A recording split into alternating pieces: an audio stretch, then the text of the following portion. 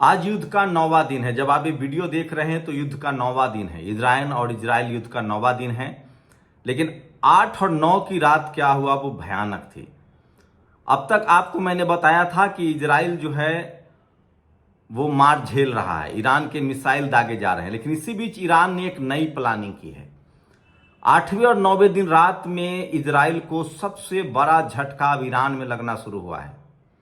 जिस तरह से ईरान 200 फाइटर प्लेन लेकर हमले कर रहा था, इस दौरान उसके दर्जनों फाइटर प्लेन को तबाह कर दिया है।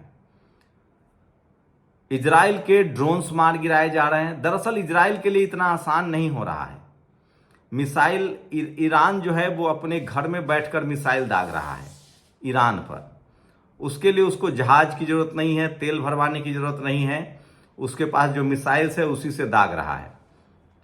क्योंकि ईरान और इजराइल की दूरी लगभग 1500 की दूरी ऐसे है, और शहर के बीचों बीच आप पहुंचेंगे तो 500 किलोमीटर और, यानी 2000 किलोमीटर। अब तक इजराइल क्या कर रहा था कि वो 200 फाइटर प्लेन निकालता था, उसके बाद वो 4-5 देश पार करके जॉर्डन, कुवैत, लेबनान, सीरिया पार करके, इराक पार करके वो ईरान में घुसता था और वहां बमबारी करता था। इसकी भी तैयारी कर ली। जैसे ही रूस और चाइना के हथियारों का डिप्लॉयमेंट हुआ, हथियार पहुंचे ईरान के पास, अब उसने इजरायली विमानों को मारना शुरू कर दिया है। कहा जा रहा है कि 6 से ज्यादा F-35 विमान, जो अमेरिका के सबसे आधुनिक विमान है, उसको मार गिराया है। दर्जनों ड्रोन जो हैं, जो जिसमें पायलट नहीं थे, ईरान ने उसको भी मार गिराया। इसका मतलब इजराइल को दोनों मोर्चे पर क्षति का सामना करना पड़ रहा है। अब तक इजराइल फिलिस्तीन पर हमला कर रहा था, जिसके पास अपना एयरफोर्स नहीं था, मिसाइल नहीं था। वो जाता था, आराम से बमबारी कराता था और उसको मलबे में तब्दील कर देता था, क्योंकि फिलिस्तीन एकदम नजदीक का देश है। लेबनान पर भी इजराइल ने यही किया। वो लगातार बमबारी करता रहा, लेबनान को तहस नहस कर दिया। सीरिया में भी उसने यही किया था। सीरिया को असद इसलिए देश से छोड़ के भाग गया क्योंकि उसने हवाई हमले में तहस नहस कर दिया था। यही गुमान था इजराइल को और अमेरिका को कि जैसे ही ईरान पर बमबारी शुरू करेंगे, ईरान तहस नहस होगा, लोग बगावत करेंगे और ईरान पर कब्जा हो जाएगा और खामनेई को सत्ता से बेदखल कर दिया जाएगा। लेकिन लेने के देने पर रहे हैं। ये तस्वीरें देखिए, ये तस्वीरें मिसाइल्स की हैं। ये सेजिल मिसाइल्स हैं जो गुब्बारे की तरह हवा में बढ़ रहे हैं। ईरान के पास कुछ ऐसे मिसाइल्स हैं जिसकी मारक क्षमता 2000 से 2500 किलोमीटर भी है, और वो अपने रास्ते भी बदलते हैं। वो हाइपरसोनिक मिसाइल है जिसको 4 से 5 मिनट लगता है 2000 किलोमीटर दूरी तय करने में। बैलिस्टिक मिसाइल है, उसको 6 से 7 मिनट लगता है ये दूरी तय करने में। इजराइल को अंदाजा नहीं था। इजराइल दरअसल अपने जख्म को देख नहीं पा रहा है। खुद बेंजामिन नेतन्याहू ने कहा कि मेरे बेटे की शादी रुक गई है। तो कोई भी इजराइल का ऐसा शहर नहीं है जहां पर मिसाइल नहीं गिर रहे हैं, जहां पर बैलिस्टिक मिसाइल नहीं गिर रहे हैं, हाइपरसोनिक मिसाइल नहीं गिर रहे हैं। अब बात करें मिसाइलों की, तो ईरान के पास लगभग मिसाइलों का भंडार है। 10,000 से ज्यादा भंडार है, और वो 3 महीने से लेकर 3 साल तक इस युद्ध को लड़ सकता है। अब सवाल है कि जब अमेरिका इस युद्ध में शामिल होगा, उस पर बात करेंगे। अमेरिका अब तय हो गया है कि वो युद्ध में शामिल नहीं होगा। सवाल यह है कि अगर इजराइल चाहे भी तो इन मिसाइलों को नेस्तनाबूद नहीं कर सकता है। उसकी सबसे बड़ी वजह यह है कि ये सारे मिसाइल्स पहाड़ के कंदराओं में हैं। कितना भी आप बम गिरा लीजिए, वो आप पहाड़ की कंदराओं को नहीं भेज सकते हैं, क्योंकि ईरान ने सारे मिसाइल्स पहाड़ के गुफाओं में रख रखे हैं, और जो मिसाइल्स ट्रक से बाहर आ रहे हैं वो सब कुछ दुनिया के सामने है। इसीलिए अब अमेरिका दबाव बना रहा है ईरान पर कि आप अपने परमाणु हथियार छोड़ दीजिए, अपने मिसाइल्स को नष्ट कर दीजिए, हम बात को मान लेंगे। इसी बीच ईरान को एक बड़ा सहायता मिला है।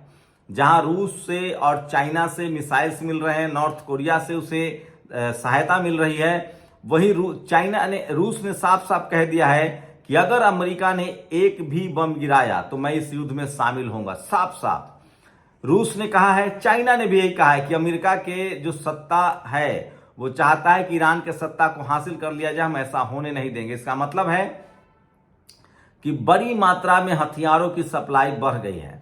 अमेरिका पहले अपने सैनिकों को हटा रहा है उन देशों से जहां तक ईरान के मिसाइलों की खेप है। लेकिन सवाल है कि अगर ये युद्ध में अमेरिका शामिल हुआ तो फिर रूस और चीन इस युद्ध में शामिल हो जाएगा और इस युद्ध को कितना भयानक आप अंदाजा नहीं लगा सकते हैं।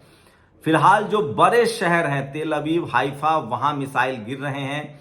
माइक्रोसॉफ्ट के दफ्तर उड़ा दिए गए हैं, मोसाद के दफ्तर उड़ा दिए गए हैं। इन गगनचुंबी इमारतों को देखिए जहां ईरान के लोग जख्म हैं। 26,000 से ज्यादा इजरायलियों ने क्लेम किया है, इंश्योरेंस क्लेम किया है कि हमारे घर जल गए हैं। 26,000 से ज्यादा।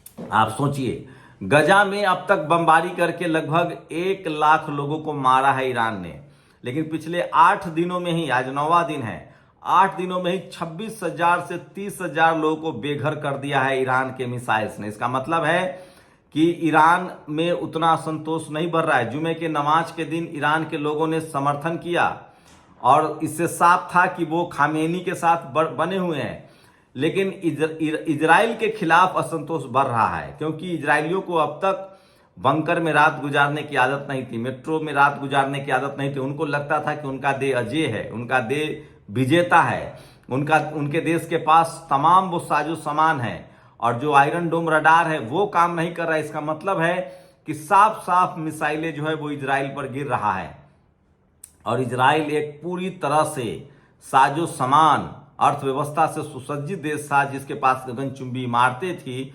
उसने अपने लिए महल खड़ा कर रखे थे और वो सारे महल ध्वस्त हो रहे हैं। तो एक कहा भी जाता है कि एक कमजोर मुल्क और अमीर मुल्क में जब लड़ाई होती है तो सबसे ज्यादा नुकसान अमीर मुल्क का होता है। तो ईरान और इजराइल के इस युद्ध में इजराइल का सबसे ज्यादा नुकसान हो रहा है। 30,000 से ज्यादा लोग अब तक इजराइल के विस्थापित हुए हैं। इजरायली लगातार अपने पासपोर्ट का इस्तेमाल करके दुनिया भर के यूरोप के देशों में भाग रहे हैं। इजरायली अब पैर पर गिरकर ईरान से कह रहे हैं कि हम पर हमला मत करो, लेकिन सोचिए अब जाकर इजराइल जो है वो दुनिया को बता रहा है कि हमारे अस्पताल पर बम गिर रहे हैं, हमारे कमर्शियल स्पेस पर बम गिर रहे हैं, हमारे शेयर मार्केट की बिल्डिंग उड़ाई जा रही है। सोचिए वही इजराइल जो मासूम बच्चों को उड़ा रहा था, स्कूल, अस्पताल फिलिस्तीन गजा में उड़ा रहा था, और वो ये काम ईरान में भी कर रहा है, लेकिन वहां से ईरान नहीं रो रहा है, लेकिन इजराइल रो रहा है। तो आप सोचिए अभी भी इजराइल को लगता है कि अमेरिका उसके साथ इस युद्ध में शामिल होगा, लेकिन ये तो तय है कि 2 सप्ताह के अंदर जब अमेरिका इस युद्ध में शामिल होने की बात कर रहा है तो ट्रंप की गारंटी कौन लेगा कि वो कब क्या करेगा। लेकिन इतना साफ है कि 8 दिनों में रूस और चीन ने बड़ी तैयारी कर ली है, नॉर्थ कोरिया ने बड़ी तैयारी कर ली, और एक भी अमेरिका का चूक इस बार अमेरिका के लिए भारी पड़ेगा, क्योंकि चाइना के पास 15 से 18,000 किलोमीटर मार करने वाले मिसाइल है। रूस के पास भी 15 से 18,000 किलोमीटर मार करने वाले मिसाइल्स हैं। तो अगर ये लोग 7 समंदर जहाज से नहीं जा सकते हैं, फाइटर प्लेन से, तो मिसाइल दाग सकते हैं। और इनके पास हाइपरसोनिक और सुपरसोनिक मिसाइल हैं जो रडार में भी नहीं पकड़ में आते हैं। तो इस बार अगर इस युद्ध में अमेरिका कूदा तो उसकी भी तबाही तय है, क्योंकि रूस ताक में बैठा है। जिस रूस को पता है कि यूक्रेन की मदद अमेरिका और यूरोप कर रहा था और इस बार हम नहीं छोड़ेंगे। इससे पहले यूरोप पर बमबारी करने का अमेरिका को रूस को अनुभव रहा है। हिटलर को भी रूस ने ही हराया था, रूसी सैनिकों ने ही हराया था। इस बार क्या इजरायलियों का बोरिया बिस्तर भी रूसी सैनिक ही बांधेंगे, ये सबसे बड़ी खबर है। लेकिन इस बार सबसे बड़ा तुरुप का पत्ता चाइना है। अगर चाइना इस युद्ध में सीधे शामिल नहीं भी होता है, क्योंकि उसकी विस्तारवादी नीति है, तो वो हथियारों की सप्लाई तो लगातार करता रहेगा। इसका मतलब साफ है कि ये युद्ध बड़ा होता जा रहा है, और जितना आसान इजराइल समझ रहा था, अमेरिका समझ रहा था, उतना आसान है नहीं। युद्ध के 9वें दिन ये साफ हो गया है कि अब इजराइल बर्बाद नहीं कर रहा है, मार खा रहा है, क्योंकि उसके फाइटर प्लेन भी ईरान में गिर रहे हैं, क्योंकि अब ईरान के पास अच्छे हथियार हैं। रूस और चाइना के हथियार पहुंच रहे हैं, तो वो 2 तरफ मार कर रहा है। एक तरफ बैलिस्टिक मिसाइल दाग रहा है जो बर्बाद कर रहा है इजराइल को, और दूसरी तरफ जो रात के अंधेरे में उस पर बमबारी की जाती है 2000 किलोमीटर तक पहुंचकर फाइटर प्लेन से, उन फाइटर प्लेन को भी इजराइल निशाना बना रहा है। तो अगर 9 दिनों के युद्ध, 8 रातों के युद्ध की बात करें तो भले इजराइल ईरान को ज्यादा नुकसान हुआ हो, लेकिन इजराइल के जख्म भी अब साफ साफ दिखने लगे हैं। मीडिया बैन के बावजूद हाइफा बंदरगाह बर्बाद हो चुका है। आपने देखा कि किस तरह से इजराइल की राजधानी तेल अवीव जो है वो मलबे में तब्दील होता दिख रहा है, और एक जो सबसे बड़ी बात हुई है, ईरान के लोग ईरान के साथ पूरी मजबूती से बने हुए हैं। तो मिसाइल्स ने, तकनीक ने ईरान को आगे पहुंचा दिया है और इजराइल बैकफुट पर है। और हो सकता है कि अगर अमेरिका ने लड़ने से इनकार कर दिया तो जल्दी ही इजराइल सरेंडर कर देगा। वैसे ईरान ने साफ कर दिया है कि अब हम इजराइल को कोई मौका नहीं देंगे, अगर हमने सीज फायर किया तो वो दोबारा पलटवार करेगा। अभी जख्मी है और इस बार मौका है उसको खत्म करने का। ईरान की हिम्मत और साहस और उसकी तकनीक को देखकर मुस्लिम देशों में, अरब देशों में भी अब एक सहमति बनने लगी और उनको लगता है कि हम कब तक अमेरिका के दबाव में अमेरिका का पिट्ठू बने रहेंगे। और अब धीरे धीरे ही सही इराक ने भी सर उठाना शुरू कर दिया है और कहा जा रहा है कि सऊदी अरबिया और जॉर्डन, तुर्की ने भी कहा है कि ये बहुत दिनों तक नहीं चलेगा। तो ईरान की अपनी ताकत ने धीरे धीरे उसके दोस्त भी बढ़ाने शुरू कर दिए हैं। लेकिन ईरान के साथ रूस, चीन और नॉर्थ कोरिया मजबूती से खड़ा है। तुर्की मदद का आश्वासन दे रहा है। बस एक देश ने गद्दारी की है, वो है पाकिस्तान, जो कल तक कह रहा था कि हम परमाणु बम देंगे। असीम मुनीर ने ट्रंप के साथ भोज खाने के बाद, लंच करने के बाद साफ साफ अपनी पॉलिसी बना दी। और यहां तक खबरें हैं कि असीम मुनीर ने ट्रंप को कहा कि हमसे ज्यादा ईरान के बारे में कौन जानता है, इस युद्ध में हम आपके साथ हैं। तो पाकिस्तान ने खुलकर गद्दारी की है। लेकिन यह साफ है कि ईरान जो है वो पूरी तरह से इस युद्ध में अब आगे बढ़ेगा और वो समझौता करने के लिए, घुटने पर आने के लिए तैयार नहीं है।